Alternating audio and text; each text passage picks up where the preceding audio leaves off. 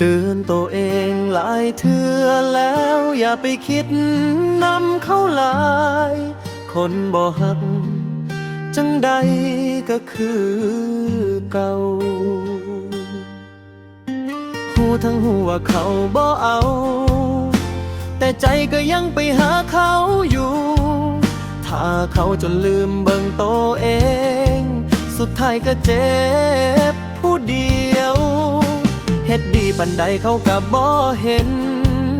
ยืนอยู่ก็คือคนบ่มีค่า ยังสิฝืนหักเขาไปฮอดใจ ในเมื่อเขาบ่เคยสนใจ บอกตัวเองให้พ่อซาอย่าไปง้อคนบ่หักเขามันเสียเวลา เสียน้ำตา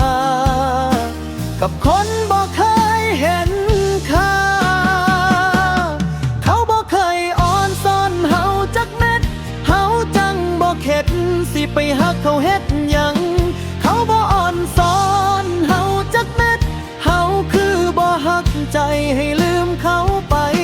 เขาบ่เคยอ่อนซ่อนเฮาจักเม็ด หักเขาหลายก็มีแต่น้ำตา เขาบ่อ่อนซ่อนเฮาจักเม็ดพ่อสาเด้อใจ อย่าไปคิดนำเขาอีก